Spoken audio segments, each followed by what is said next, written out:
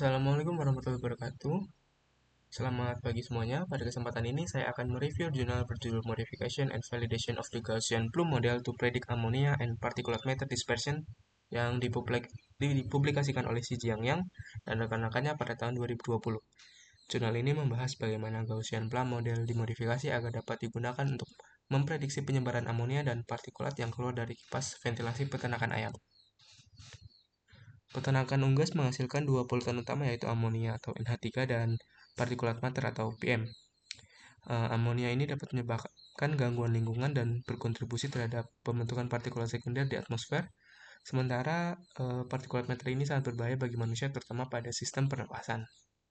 Untuk mengetahui sebaran polutan ini sebenarnya dapat dilakukan dengan pengukuran secara langsung, namun cara ini kurang efisien dan memerlukan biaya yang besar, sehingga pemodelan dispersi udara menjadi alternatif yang lebih efisien. Penelitian ini memiliki 4 tujuan. Yang pertama, memodifikasi Gaussian Bloom Model. Yang kedua, memperkenalkan konsep titik rilis virtual atau virtual release point. Ketiga, memvalidasi model menggunakan data pengukuran lapangan real.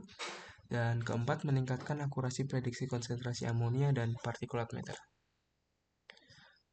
Ini adalah inti dari jurnal ini, di mana Gaussian Bloom Model standar menganggap kalau sumber emisi ini berada pada titik keluarnya polutan.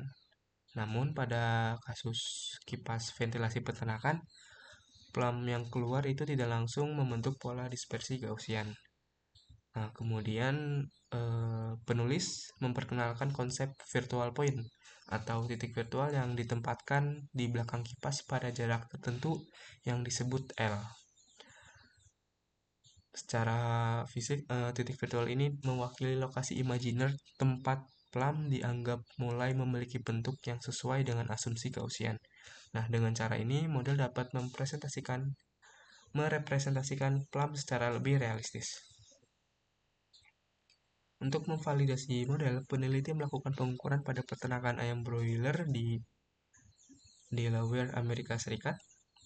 Mereka memasang 3 menara pengamatan utama yang dapat dilihat. T1 berada pada jarak 2 meter dari kipas, T2 berada pada jarak 23 meter dari kipas, dan T3 berada pada jarak 47 meter dari kipas.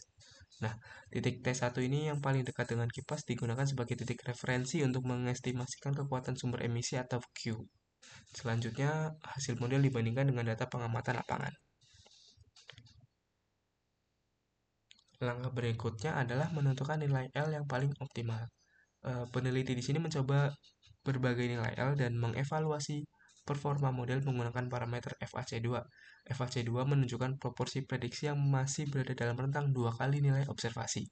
Dari hasil optimasi diperoleh, untuk amonia nilai optimalnya adalah 4,8 meter, sedangkan untuk partikulat matter nilai optimalnya adalah 6,6 meter. Terlihat bahwa akurasi meningkat saat L bertambah hingga mencapai titik optimum, namun kemudian menurun kembali apabila jaraknya terlalu besar.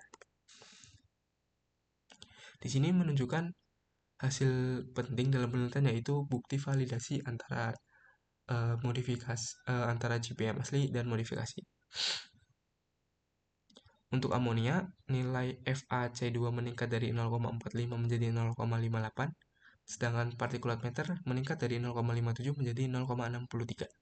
Selain itu, kita dapat melihat titik-titik hasil prediksi pada grafik menjadi lebih dekat ke garis 1:1, yang berarti prediksi model semakin mendekati hasil pengamatan nyata.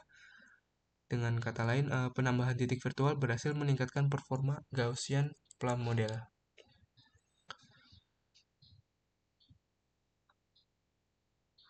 Nah, di sini juga dijelaskan bahwa apa yang menyebabkan kalau L optimum itu berbeda antara amonia dan partikulat matter. Amonia sendiri terdiri dari molekul gas yang sangat kecil sehingga memiliki kemampuan difusi yang lebih tinggi dan lebih cepat. Akibatnya plum amonia melebar lebih cepat sehingga hanya membutuhkan jarak virtual sekitar 4,8 meter. Sedangkan partikulat matter sendiri merupakan partikel yang menyebar lebih lambat. Karena plum berkembang lebih lambat, model memerlukan jarak virtual yang lebih jauh yaitu sekitar 6,6 meter. Jadi perbedaan L optimal ini memiliki dasar fisik yang jelas, bukan sekedar dari hasil numerik pengolahan data. Kemudian ada sensitivitas dan keterbatasan model. Hasil menunjukkan kalau model ini cukup tangguh atau robust dan tidak terlalu sensitif terhadap perubahan skenario sampling. Namun terdapat keterbatasannya, yaitu model tidak bekerja dengan baik ketika kecepatan angin ambient melebihi sekitar 4 meter per detik. Pada kondisi tersebut, angin mulai mendominasi aliran udara sehingga asumsi dasar bahwa kipas mengendalikan pelam menjadi tidak berlaku. Karena itu, model ini paling cocok digunakan pada kondisi angin yang relatif rendah.